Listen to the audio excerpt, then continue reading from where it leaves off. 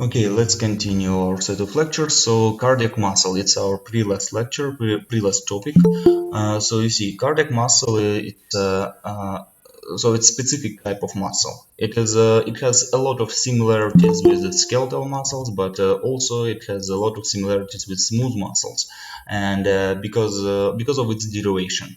Actually, cardiac muscles are in beginning they evolved from the same tissue from which smooth muscles evolved, but they are much better organized than smooth muscles. So then we'll compare the cardiac muscle with the smooth muscle, and we'll compare cardiac muscle with skeletal muscles, and a lot of questions in models uh,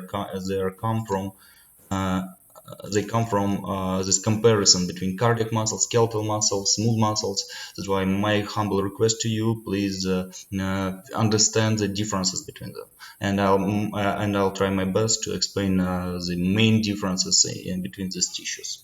Okay, as the name implies, cardiac muscle is a muscle which present in heart. So, and it's only example of cardiac muscle. So, cardiac muscles are heart muscles. So actually, we have a little transient part of between cardiac muscle and smooth muscles. It's transient tissues which are present in flexion of cardiac muscle, and it's, for example, when aorta comes into the heart, and when veins come into the blood. Now comes into the heart, and that's and of course we don't have strict border between cardiac muscle and smooth muscles, but predominantly but it's very relatively it's very abruptly changed. So only few cells are present which are in a middle position between cardiac muscle and smooth muscle. So that's the thing you should remember. Okay, and first difference which obviously seen in this diagram. So you see, in cardiac muscle we have individual cells. Cardiac muscles are individual cells. These cells which are cells which are each cell possesses their own nucleus, and these cells are attached to other cells with the desmosomes and gap junctions, same as in epithelial tissue. So that's the main difference between skeletal muscles and cardiac muscle. Uh, but structure in cytoplasm. So cytoplasm of this cardiac cells, it very resembles the skeletal muscle, and that's why in histological view. So I'll show you how to differentiate the cardiac muscle and smooth and skeletal muscles in histological view. Okay, that's why, as this definition implies, so you see cardiac muscle occurs only in the myocardium of the heart, and to a variable extent in the roots of large vessels where they join the heart. So that's what I said to you. That it's transient part. So where you must remember that in blood vessels we have smooth muscles predominantly. So we have smooth muscles, yeah, in the tunica media, and we will discuss it in next semesters. Still remember that cardiac muscle is a specific structure. Okay, what is the structure of cardiac muscle fibers? So I remind you, muscle fiber is a cell. So it's intermediate in size between skeletal and smooth muscle, and actually in a lot of things it's intermediate between smooth and skeletal muscle. Okay, first of all, structure cylindrical, and because the skeletal muscle cells they are the individual cells that attach to each other and they can form branches. So cardiac muscle fibers, they're not muscle cell. Yeah, the fibers of cardiac muscle, they are accumulation of different cells. They are joining of different cells, and that's why we can claim that cardiac muscles are branched. Cardiac muscle possess branched fibers. Branched fibers. Okay, usually one nucleus per fiber located in the center. So nucleus is located in the center of this muscle, of this cardiac muscle, because it's derived from smooth muscle. It's derived from mesenchymal cell, and of course, it primarily this nucleus appears in the middle, and then gradually it is. So 1 minute. It gradually changes. It gradually changes into the uh, gradually changes into this stratified muscle. You remember that cardiac muscle is stratified, so striated muscle is a striated muscle, and it possesses same striations as we discussed before. All this A band and A band and I band bands are present. The Z line, you already see it here. Yeah, same arrangement of myosin and actin molecules. Yeah, a little different arrangement of T tubules, a little different arrangement of sarcoplasmic reticulum is seen here. So, and we will discuss it now. Okay, organelles are clustered at the poles of the nucleus. Myofilament organization into myofibrils is identical to skeletal muscles. Cross striations and bands identical to skeletal muscle are present, but not as prominent. So that's idea you should remember. Very important structure which we must discuss here. It's intercalated discs. Intercalated disc is a junction between two cardiac muscle cells. So two cardiac muscle cells are attached with the help of two main structures. It's similar as in epithelial cells. Same features, same proteins, even same proteins arranged. So, and they are desmosomes and gap junctions. First of all, desmosomes and gap junction. And for 1 minute. And you see three types of junctions, and then fast adherence.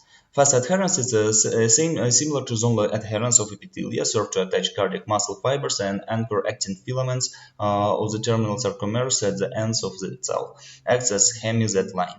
And in some books, it's easier to explain that fast adherence it's made by aggregation of desmosomes. So actually, fast adherence and desmosomes, you can put the equal sign between them. So that's why remember this at least on this way. And you see these desmosomes. Desmosomes are present between two cells, same hemidesmosome present from each cell, and they are connected here, connected between them. And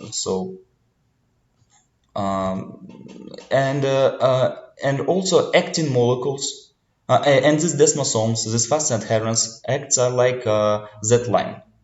So you remember that Z line, so like you see here, so Z line in skeletal muscle and cardiac muscle is present, but in the end of this cardiac muscle, we don't have that line. Yeah, so we have to have say any other structure, and this is desmosome, and this actin is attached to this because that line is prohibited. So because it's cell membrane, yeah, of course, it has no continuation. If in case of cardiac skeletal muscle, it's a continuating muscle and it has a very scattered ending. So these cells they have definite ending, and they have desmosomes and fast adherence as a as a Z line, play role of Z line as a side of actin filaments attachment. Okay, I hope I repeated it a few times just to in purpose to understand your understanding of this. Okay, and we also have gap junctions. So these gap junctions are present. So be attentive to this. Gap junctions are present here. And what's the role of this gap junction? So you remember in the epithelial cells, these gap junctions are necessary to exchange material between different cells, exchange material from one cell to another in epithelial cells. But in skeletal muscles, it acts much more. It serves to much more important function. This function is transmission of ions. Transmission of ions, because you heard, yeah, already. So when you discuss heart activity in physiology, you remember that it has a conductive properties. Every cardiac cell possesses conductive properties, and conductive properties is facilitated by gap junctions. You already heard about the depolarization wave. You know what's depolarization wave? It's when sodium influx into the cell comes, and due to this influx of sodium coming, so you know that it's later called the activation of sarcoplasmic reticulum, same as the skeletal muscle, and then sarcoplasmic reticulum release the calcium in the cytoplasm and initiate the contraction. Yeah, and gap junction is working here like a communicator between two cells and to share the sodium ions and sometimes even calcium ions between the cells. And through these gap junctions, sharing of depolarization wave happens. So conductive system of the heart is not nerve. Is not nerve. So because some students initially when they approach to the learning of this topic, you consider that yeah must be so conduction is so from the side view, this conduction of signal goes in the way of nerves. So also some signal goes from one side to another, and also with depolarization. So, but actually they are not nerves. All this conductive system, all this sinoatrial node, atrioventricular node, also Purkinje fibers and bundles of His and Purkinje fibers, they're cardiac muscles. That's my main idea you have to remember.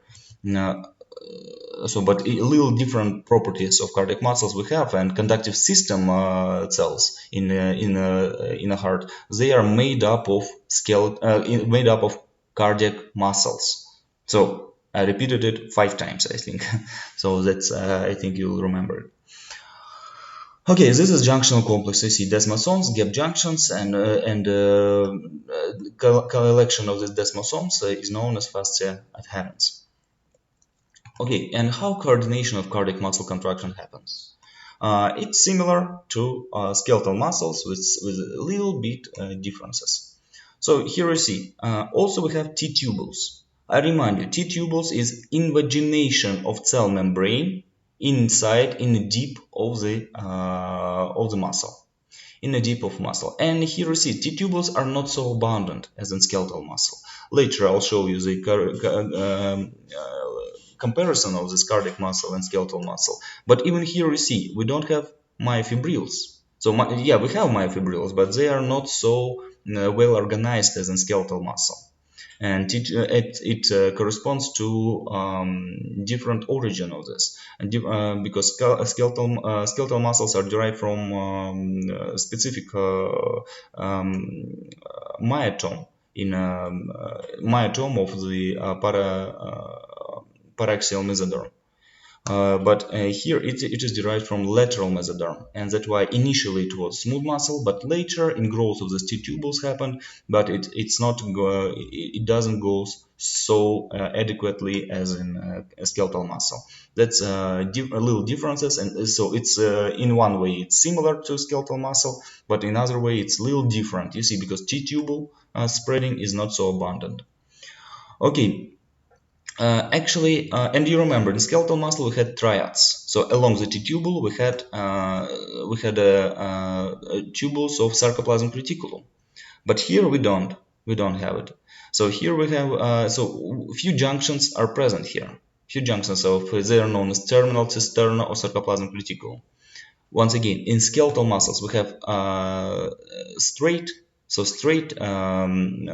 cisterna, so which is actually in cross section looks like 3 tubules. But here they have only small connections of this sarcoplasmic reticulum to this T-tubule, which also contributes to the point that that it's less evolved than skeletal muscles. Skeletal muscles are much more well arranged.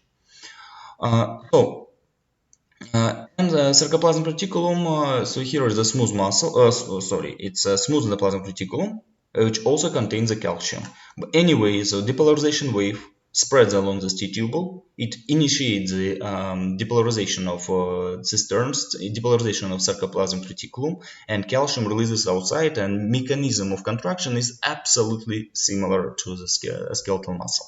Also, calcium releases, calcium activates the actin myosin bridges, and actin myosin bridges, so they use ATP for the sliding model, and then sliding of actin to myosin happens in the same way. But T-tubules here, they are present along the Z line. As I remind you that T-tubules of skeletal muscle, they are present in between the A band and I band. So and there are 2 times more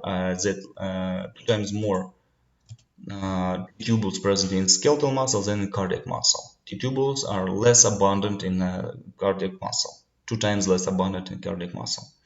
Okay, but another thing which you must remember, it's a mitochondria. Mitochondria amount of cardiac muscle is much more abundant than skeletal muscle, because heart never fatigue. Heart always pumps, and pumping of the heart is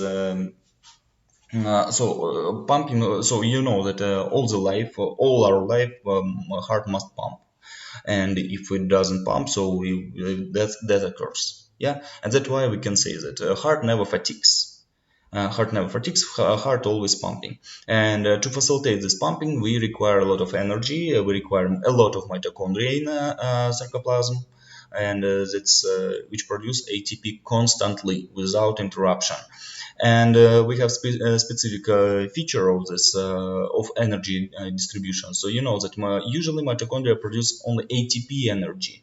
Now, but this ATP energy is so for distribution of this ATP distribution of energy, we don't use only ATP, because ATP provides very slow activity. And along with them was present creatine phosphokinase, CPK. And maybe you heard about it as a diagnostic method of cardiac infarction in cases of death of the cell. Now, this creatine phosphokinase releases into the blood, and by level of this creatine phosphokinase in the blood, we can claim that here we have so injury of cardiac muscle cells.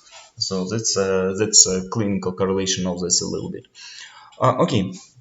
Because this creatine phosphokinase, they transport phosphate group to creatine, which is a much more motile molecule, so which much faster molecule, which can deliver the phosphate to filaments, and they facilitate the contraction. Okay. So embryonic development of heart. Embryonic development of heart, as I said, is derived from peripheral. Peripheral mesoderm. Yeah, so it's lateral mesoderm, which present in the borders of the body, and it forms the primitive blood vessels. As you remember, we discussed it in blood formation. They form the heart. They form the blood islands, and these blood islands join together and they form the primitive blood vessels. And these blood vessels here near the head of embryo, we have cardiogenic area. These two blood vessels are produced, and they are fused, and the fission happens, and due to this forms the primitive heart, which is composed of truncus arteriosus, bulbus cordis, primitive ventricle, and primitive atrium. And then by rotation process, this primitive ventricle and the bulbus cordis, they arranged in this way, and later primitive ventricle forms the left ventricle, bulbus cordis forms the right ventricle, primitive atrium form both atriums, right atrium and left atrium, and truncus arteriosus forms the aortic arch arteries. And later some of them so by a specific mechanism, some of them become aorta, some of them become pulmonary artery, and some of these arches of aortic arches are degraded, and so that's also a point of discussion in blood vessel formation. We will discuss it in next fourth semester. So the development of blood vessels, anyway. So maybe in biology you discussed it, a little bit. So how degradation of aortic arches happened, and finally we have the heart. Also, what I should mention here, so that so you know that by phylogenesis in our ancestors, so not on, we are ancestors of amphibians and reptiles, and in amphibians and reptiles we have one common ventricle without division, without septum formation between them. But in all mammalians, so we have gradually formation of interventricular septum happens. Okay, and also in children, in in prenatal period, atriums are also joined with each other through the oval window. It's also known as foramen ovale. Oval window is present, and by this flex of right and left heart happens. But after the birth, after the first breathe in and breathe out, so this foramen ovale is should close. But if it doesn't close, so we have an anomalous of development. So it happens only in some conditions. You'll discuss it in clinic. In clinical embryology, might be in the pediatrics. You'll discuss it. That's a heart development, and so more details about heart will be discussed very soon in next semesters. Now let's start talking about smooth muscle. So you see, unlike cardiac muscle, unlike skeletal muscle, inside the smooth muscles we have no striations. So because here actin and myosin molecules, they are not well arranged. They are not arranged in fibrils. If I said yes, that in skeletal muscles we have very well arranged fibrils, in smooth muscles these fibrils are not well arranged. Okay. They're not well arranged, and they have a different direction of action. And unlike cardiac and skeletal muscles, smooth muscles so provide very slow contraction. They possess very slow low properties of conduction of signal, and that's why they are present in areas when we doesn't require fast contraction. For example, smooth muscles are present in blood vessels, in digestive tract, in respiratory tract, so in the urinary bladder. Yeah, so it's present in uterus. Yeah, so which help in delivery. So you see, smooth muscles are very abundant. In one way, but secondly, their function cannot be controlled by our mind, can be controlled by some direct influences. So these smooth muscles are very well controlled by hormones also. The smooth muscles are not only active due to nervous supplement, but also active due to hormonal influence. Let's talk about structure of smooth muscle fibers. So in structure, you can find something which resembles your cardiac muscle. We also have desmosomes. Yeah, we also have gap junctions. So they are not as arranged as in cardiac muscle. They don't form intercalated discs. Somewhere you can hear about this. Yeah, there are intercalated discs in smooth muscles, but it doesn't resemble. It even doesn't resemble the arrangement of cardiac muscle. You see, for example, here we have some gap junctions, desmosomes, which are not well organized. Okay, and also these dense tight junctions, they're responsible. They play a role of Z lines. Actin filaments, they're starting from desmosomes. They're starting with desmosomes and travels along the cytoplasm with the help of these tight junctions. And also in the middle of these cells we have dense bodies. Dense bodies is how to say it in easy way. Dense bodies, they are okay, like proteins, anchoring proteins, which are present inside the cytoplasm. And due to this intercalation of this muscular myofilaments happen there. You see. Okay, now let's see it in another view. Yeah, here it's visible. You see, it's actin, one another actin, and between them we have myosin. You see, we have no fibrils. It's individual contraction, and you see, contraction might happen in this way, in this way, in this way, and in this way. So it depends. Yes, it depends on direction of the smooth muscle, and one desmosome can initiate contraction in this direction and in this direction and in this direction, in different directions. And due to this, its conformational changes of smooth muscles is not so aligned as in skeletal and cardiac muscle. That's why you see contraction happens in this way. So it is relaxed smooth muscle and then it's contracted.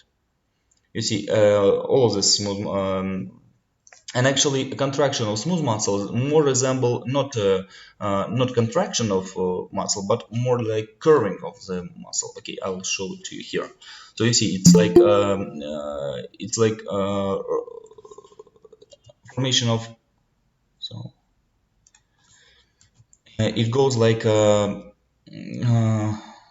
of it, yeah. So like coiling of the smooth muscle instead of contraction, and and even it's visible by nuclear changes, yeah. So by nuclear changes, it's spiral way. So this smooth muscle became spiral instead of being contracted like we discussed it in skeletal and cardiac muscle. Okay. So here we said actin and myofilaments are present, but they are not organized into myofibrils. As I said, myofilaments overlap as in striated muscle and crisscross throughout the sarcoplasm, forming a reticulum. So here we have no sarcoplasmic reticulum, present inside the smooth muscles. We have just smooth, smooth endoplasmic reticulum, which play a little role in calcium storage, but it's a very little role. So the dense bodies, as I said before, serve as insertion points for myofilaments to transmit the force of filament sliding. So they're just insertions between different parts of the cell. Alpha-actinin is present in dense bodies, which resemble Z lines of striated muscle. As I said, present in the cytoplasm associated with the sarcolemma. A coordination of smooth muscle contraction. You see, no T-tubules. No T-tubules are present, and fibers. But inside the smooth muscles, we have rudimentary sarcoplasmic reticulum. As I said, smooth endoplasmic reticulum. It has very little features of calcium storage, which coordinate the smooth muscle contraction. Sliding filament mechanism. It is regulated by intracellular release of calcium, but with some differences from striated muscle fibers. So here I want to point your attention on caveola.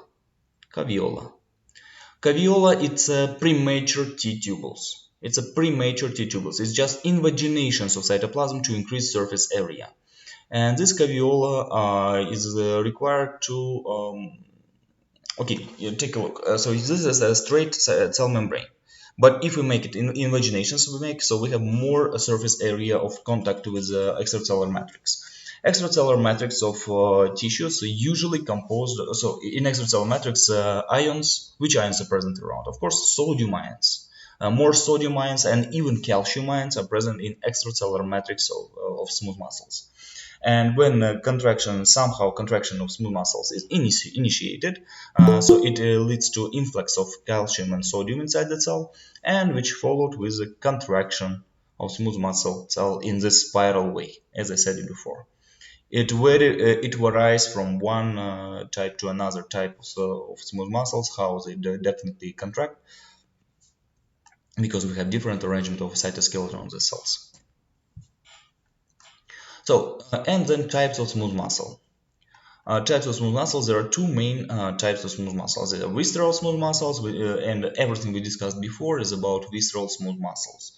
They occur in sheets of the wall of hollow organs like digestive tract, urinary tract, respiratory tract, blood vessels. They're minimally innervated. Contraction spreads in peristaltic waves facilitated by large numbers of gap junctions. So once again, I want to show it to you. So you see, a contraction goes in the same, almost similar way as in cardiac muscle. Also through the gap junctions, sharing of sodium ions happens, and depolarization wave from one cell goes to another cell. But it has no well-aligned structure, and contraction goes very slowly. So we need to wait until one cell is contracted, then contraction of this cell initiates the contraction of another cell. The contraction of this cell causes a contraction of another cell, and that's, you see, it's a wave-like movement. It is known as peristaltic movement. And you heard about peristalsis in digestive tract. So this peristaltic-like movement is facilitated by smooth muscle contraction. So what is And gap junctions play a role in it. Okay, and specialized for slow prolonged contraction. So you see, very slow contraction happens organs which are made here, but because it has no purpose to contract very fast. Yeah, for example, we don't need to contract our blood vessels in fast way. We can contract it very, very, very gentle. We contract it just in some extreme cases. So, for example, if all of our blood vessels will be contracted in one moment, so what would it be? Of course, it will be hypertensive crisis. Hypertensive crisis, and because volume of blood is restricted, so 5 liters, 5-6 liters, yeah, and then if we contract all of the blood vessels, so blood pressure will be increased tremendously, and that's why. We can contract them very slowly, and with very low aligned system. Okay, and also we have another type of smooth muscle. It's a multi-unit smooth muscle. Multi-unit smooth muscles are present in iris of eye, so it's a very rare type of muscle. So this iris of eye is almost similar example of it. It is very richly innervated. It is specialized for precise graded contraction. So, for example, iris of eyes, they require fast contraction. Yeah, so because you can check it out when you give a flash to your eyes. Yeah, so then it leads to very fast contraction and relaxation, mydriasis and meiosis of your pupil. Yeah, that's a point of smooth muscle. If I'm not mistaken, that's it. Yeah, that's it. Okay, now let's talk to you about nervous tissue. So we can arrange a little rest, 5-minute rest.